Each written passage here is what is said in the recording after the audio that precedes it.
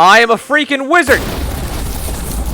Hello and welcome back to another command video. So, today I'm going to be showing you how to make a spellbook. That's right, magic exists, and we're going to use it. Now, I have here just a very simple spellbook that has like two little things, you know, a little lightning thing I showed off just then, and also some sparkles and chimes with a witch laugh. It's simple, but it works, and you can do actually anything, like literally anything you can think of with this, as long as you just build it like so. And I'm going to show you how to do it. So, first of all, you're going to need to do this. So, Scoreboard Objectives adds spell, trigger, spell. The trigger is what's most important. Turns out, you can't actually use a regular scoreboard objective like I thought you could on a server, because you can't bypass admin, like, access.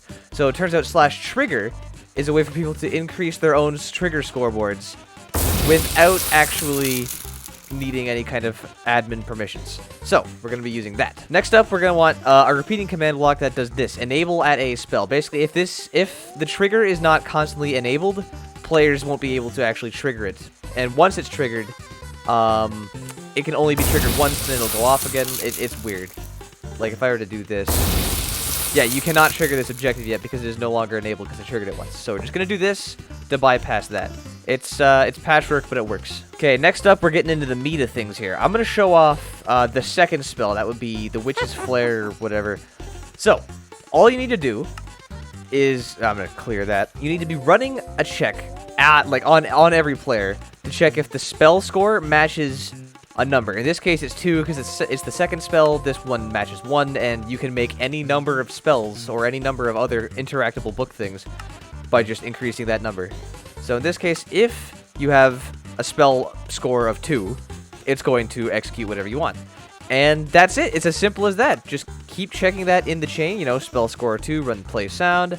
Spell score 2, run play sound again, and then at the very end, this is the one that matters, at the very end of whatever chain, you're going to want to make sure that it resets their spell score from 2 to 0, or just to 0 in general. So, you know, as everyone, if their spell matches 2, so that way you don't just reset it when it's in the middle of something. But it's as simple as that. Basically, just as long as your spell score matches whatever row, it's going to run the commands, and at the very end of the chain, it's going to set it back to 0. And that's it. And, all that's left is the book. So each of these, when you click them, they either /trigger spell set 1 or 2. So the same thing happens if I just do that in here. Look at that. It's the exact same as clicking this. You can see it in the chat here. This is accomplished through... Oh boy. This command right here. Okay, so this is horrendous to look at. It's true, but fortunately you don't need to look at it because I have been using this Teleron Generator website called minecraftjson.com. I'm putting it on screen. I'll be linking it in the description, in the comments, whatever, because you can just mess around on there and it works. So the most important part you need to remember about that is where is it in this mess? Oh, here it is. Under the clickEvent, and then in the enclosed curly brackets between, it's going to be action, run command, and then value followed by /trigger spell set 1. It's horrendous to look at, but the generator does most of the heavy lifting for you. So if you just play around with that, it should be simple. Following that, you can just give yourself the book, and you're good to go.